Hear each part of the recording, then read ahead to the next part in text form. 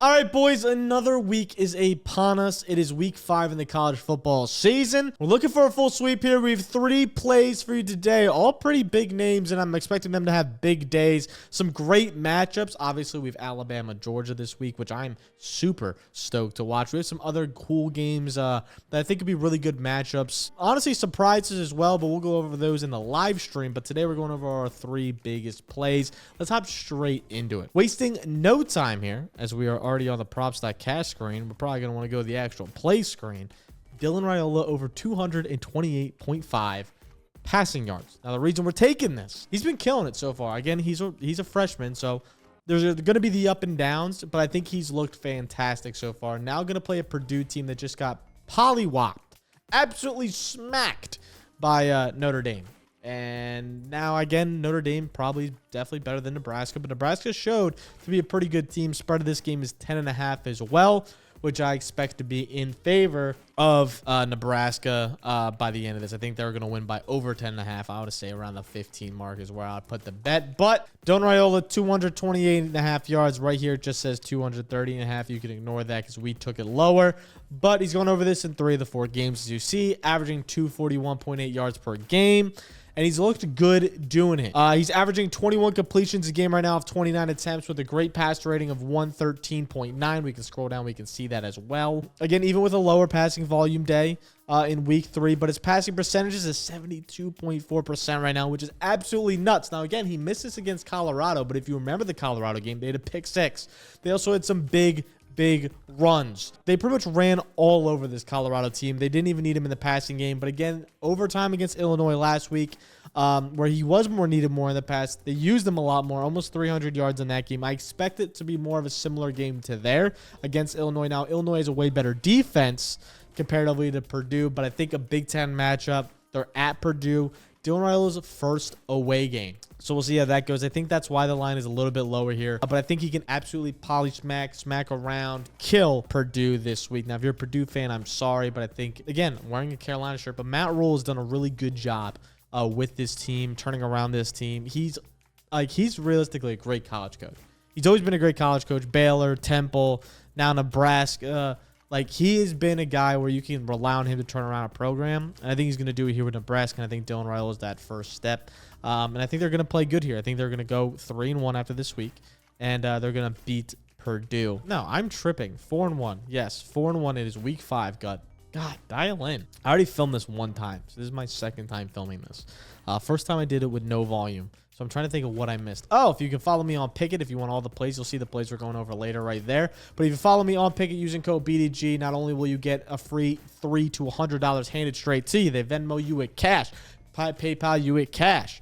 You literally get a free money by using code BDG. Not only that, but you can follow me, Nick, Tony, JMO for whenever we place bets on our own, and you'll be entered into a free merch raffle for BDGE, so you'll be able to get any of our merch, which is pretty cool. But if you're also wondering what this is, what we're looking at, what I use for my research, it is props.cash. We're not personally sponsored by it, but if you use code GUT25, you'll get 25% off your first month. So it's definitely worth it there. We're going to just already fire through. I yapped so much about this play the first time I recorded this. Pretty much baseline, Purdue ass, Nebraska should be good. We take Dylan Raiola over. He's looked great so far. We're going to think he's going to continue to look great. A guy who's also looked great, Jaxson Dart. We're getting this line a 70-yard discount. Almost 80-yard discount, which feels kind of crazy. Now, again, he's playing a Kentucky team. This is what I went over the first time I recorded this video. There's 3 main reasons why this line is low. Because you're looking at it, you're like 298.5. He's thrown for 377 plus in every game. Worst matchup, SEC matchup, and Kentucky should have beat Georgia. Those are the 3 main factors that I think are really weighing on this line. Now, the way I look at it is, one, you're getting it on almost an 80-yard discount. Going from 377 average to 300 is a drastic difference. Not only that, but again, they're playing a Kentucky team that, yeah, sure, almost beat Georgia. Now, I get that. Now, here's the main takeaway, and this is the rant I want to go on for just a quick second. Very fast rant, but it's still a rant. In games like this, where they look at it as Kentucky almost beat Georgia, that means Ole Miss might struggle as Ole Miss is ranked 6, Georgia's ranked like 1, whatever the fuck. I get that. But again, this isn't like the NFL.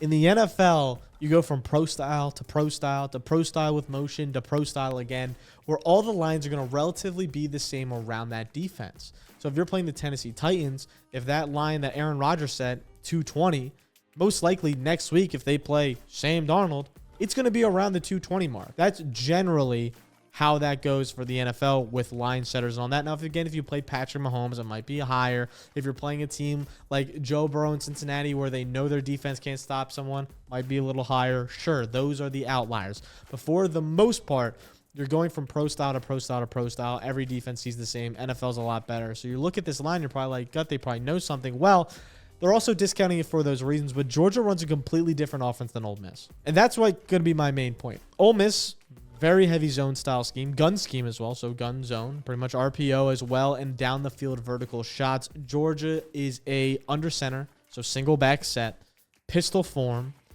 RPO, not RPO, I apologize, play action team. They want to run first. They're a run first team. They want to get Trevor Etienne the ball, and they want to play action out of it. They want to take their first 2 to 3 downs. They'll go all 3 downs. Single back, pistol. Pistol, single back, pistol, single back, gun. That's exactly how it's going to be every time. They're not going to run all 3 out of gun most likely, unless they're down, which is very rare. They're mostly going to just try to run the football down your throat with them having bigger linemen than you, better running schemes. They're always normally running at least an 11, so they always have a tight end in the game. They very rarely go 4 wide receiver, 5 wide receiver sets. Very rare for Georgia. Now, if you go on the contrary to Ole Miss, we have Trey Harris, Antoine Wells, Jordan Watkins. Might be the 3. It is the best trio in the college football right now. I would say like it's probably not close either. Trey Harris is an absolute dog. Antoine Wells is borderline a wide receiver one in any other offense in college football. And Jordan Watkins is the best wide receiver 2/3 you could possibly have. They all can make big plays. They all are great wide receivers, and Jaxson Dart now has to utilize all of them. They run a ton of empty out of this. They let Jaxson Dart sling the rock out of this.